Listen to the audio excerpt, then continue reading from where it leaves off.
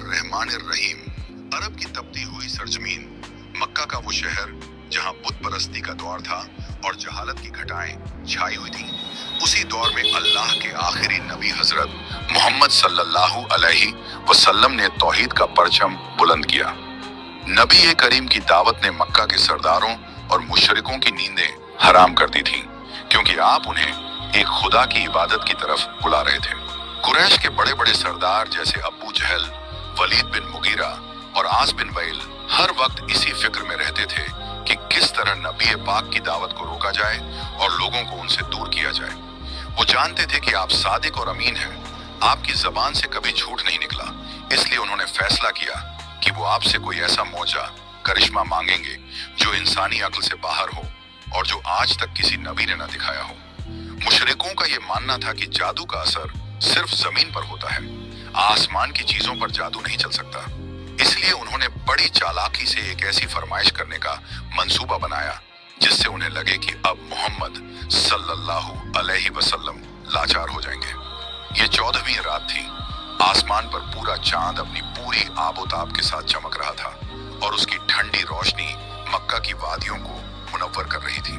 कुरैश के तमाम बड़े सरदार एक गिरोह की सूरत में नबी पाक के पास आए और अपनी शर्त रखते हुए कहा कि ऐ मोहम्मद, अगर आप वाकई अल्लाह के रसूल हैं और आपका दावा सच्चा है तो इस आसमान पर चमकते हुए चांद के 2 टुकड़े करके दिखाओ।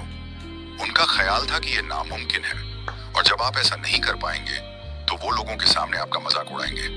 नबी करीम सल्लल्लाहु अलैहि वसल्लम ने उनसे पूछा कि अगर मैं ऐसा कर दूं तो क्या तुम सब अल्लाह पर ईमान ले आओगे और मेरी नबुव्वत को तस्लीम करोगे?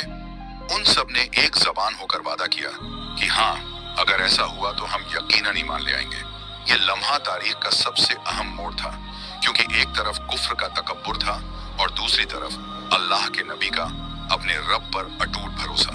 रात का वक्त था, मिना का मैदान लोगों से भरा हुआ था और सबकी नजरें आसमान के उस हसीन चांद पर टिकी हुई थी। नबी अकरम सल्लल्लाहु अलैहि वसल्लम ने अपने हाथ उठाए और अपने रब की बारगाह में दुआ की। वो लम्हा कायनात के लिए सबसे हैरत अंगेज होने वाला था। आप सल्लल्लाहु अलैहि वसल्लम ने अपनी शहादत की उंगली, मुबारक उंगली से चांद की तरफ इशारा किया। जैसे ही आपकी उंगली का इशारा हुआ, कुदरत का एक ऐसा अजीम मंजर जाहिर हुआ कि देखने वालों की रूहें कांप गईं। वो पूरा चांद अचानक दरमियान से फटा और उसके 2 टुकड़े हो गए। ये कोई मामूली बात नहीं थी। चांद का एक हिस्सा कोहे अबू कुबैस की तरफ चला गया और दूसरा हिस्सा दूसरी सिमट दिशा में मुंतकिल हो गया।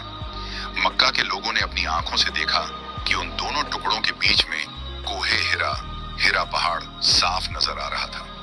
सन्नाटा छा गया। लोग अपनी आंखें मल रहे थे कि क्या वो वाकई ये मंजर देख रहे हैं या ये कोई ख्वाब है। अल्लाह के नबी सल्लल्लाहु अलैहि वसल्लम ने बुलंद आवाज में फरमाया, गवाह रहना ऐ लोगो, गवाह रहना। सहाबाए किराम के चेहरे ईमान की रोशनी से चमक उठे।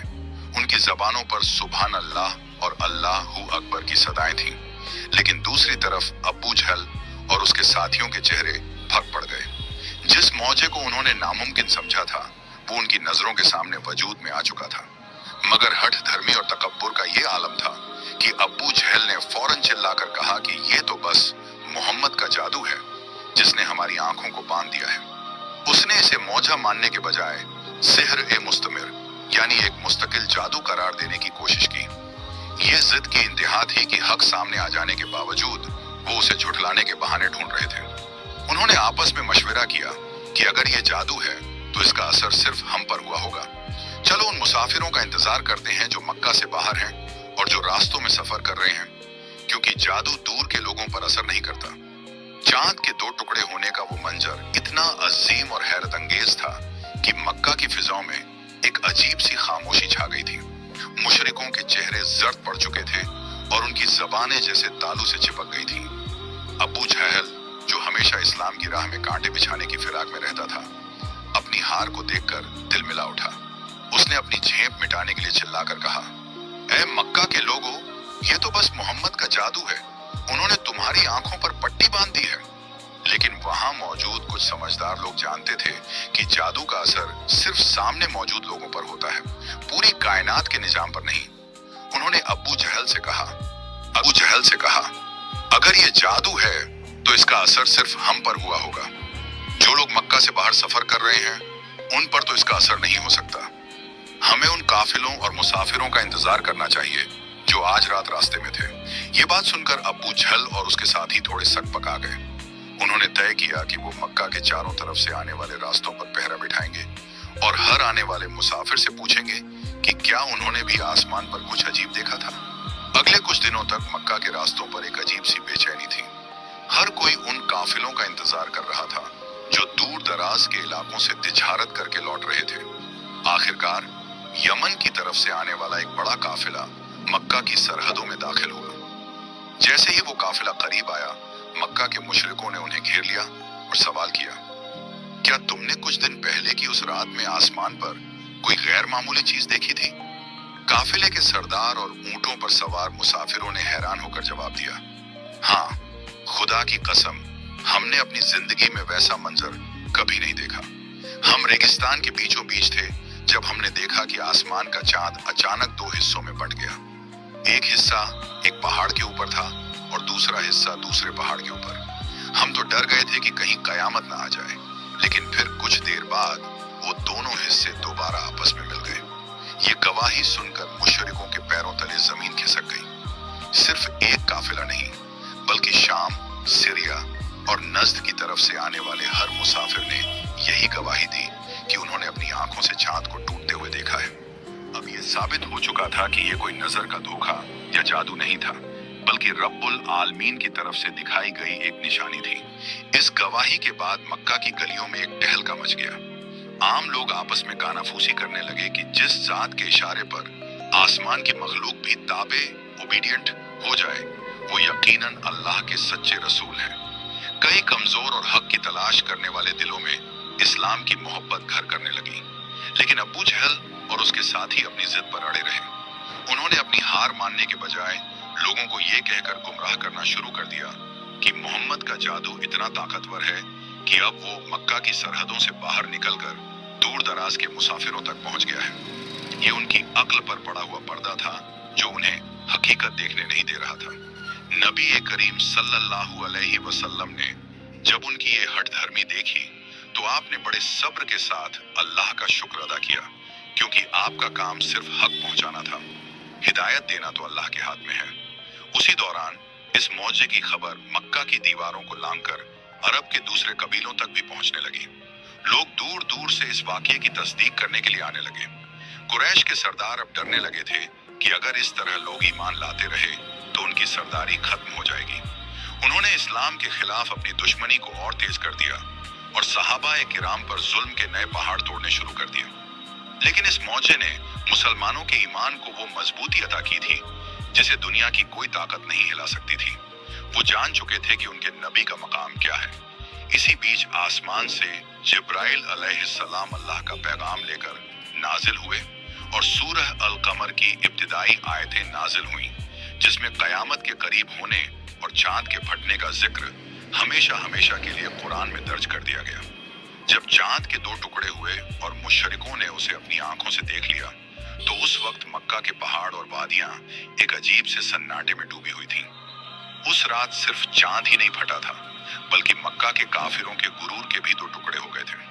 नबी करीम सल्लल्लाहु अलैहि वसल्लम मिना के मैदान में खड़े थे और लोग पागलों की तरह आसमान की तरफ इशारा कर रहे थे।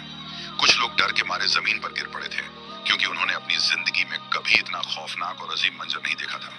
जब वो दोनों टुकड़े काफी देर तक एक दूसरे से दूर रहे, यहाँ तक कि लोगों ने उनके बीच में पहाड़ को साफ साफ देख लिया, तो फिर अल्लाह के हुक्म से वो दोनों हिस्से दोबारा करीब आने लगे। जैसे दो चुंबक, मैग्नेट्स, एक दूसरे की तरफ खींचे चले आते हैं, वैसे ही चांद के वो दोनों टुकड़े आपस में मिले और दोबारा एक मुकम्मल गोल चांद बन गया, जैसे कभी कुछ हुआ ही ना हो। लेकिन वाकया यही खत्म नहीं हुआ। अगले दिन सुबह होते ही पूरे मक्का में सिर्फ इसी बात का चर्चा था। लोग बाजारों में, गलियों में और काबे के सहन में इकट्ठा होकर एक दूसरे से पूछ रहे थे कि क्या तुमने भी वही देखा जो मैंने देखा। मुशरिकों के सरदार अबू जहल ने फौरन पंचायत बुलाई। उसने डर था कि अगर इस वाकये की चर्चा नहीं रुकी तो पूरा मक्का मुसलमान हो जाएगा। उसने उसने ऐलान किया कि कोई भी इस बारे में बात नहीं करेगा और इसे सिर्फ एक नजर का धोखा करार दिया जाएगा। लेकिन उसी वक्त यमन और शाम के रास्तों से आने वाले ऊंटों के काफिले शहर में दाखिल होने लगे। मक्का के लोगों ने भागकर उन्हें रोका। एक एक मुसाफिर ने कसम खाकर बताया कि वो उस रात रेगिस्तान के बीच में थे। चारों तरफ खामोशी थी और अचानक आसमान का चांद उनकी नजरों के सामने फट गया। कुछ मुसाफिरों ने तो यहाँ तक बताया कि उनकी ऊंटनियां उस मंजर की दहशत से जमीन पर बैठ गई थी। इसके बाद मक्का के मुशरिकों ने एक और चाल चली। उन्होंने सोचा कि अगर ये जादू है तो ये सिर्फ मक्का के आसपास के लोगों पर हुआ होगा।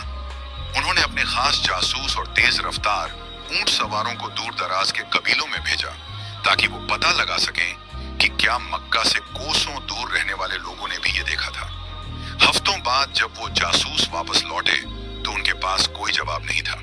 उन्होंने बताया कि दूर के कबीलों के चरवाहों और बुजुर्गों ने भी उस रात चांद को टूटते देखा था। अब मुशरिकों के पास कहने को कुछ नहीं बचा था सिवाय इसके कि वो अपना चेहरा छुपाएं या जबरदस्ती लोगों को डराकर चुप करा दें। इसी वाकये के बाद मक्का में जुल्म और बढ़ गया क्योंकि काफिरों को लगने लगा था कि अब उनके हाथ से बाजी निकल रही है। तारीख की किताबों में यह भी आता है कि उस रात मक्का की औरतों और बच्चों ने अपने घरों की छतों से ये मंजर देखा था। बच्चे सहम गए थे और माएं उन्हें सीने से लगा रही थी। सहाबा किराम फरमाते हैं कि उस रात के बाद नबी करीम सल्लल्लाहु अलैहि वसल्लम के चेहरे पर एक खास नूर और इत्मीनान था क्योंकि अल्लाह ने अपने नबी की लाज रख ली थी और पूरी कायनात को दिखा दिया था कि मोहम्मद सल्लल्लाहु अलैहि वसल्लम का मकाम क्या है। चांद का वो दोबारा जुड़ जाना और आसमान का फिर से वैसा ही हो जाना इस बात की आखिरी गवाही थी कि ये सब कुछ महज एक इत्तेफाक नहीं था बल्कि एक सोची समझी रब्बानी निशानी थी जिसने तारीख का रुख बदल दिया।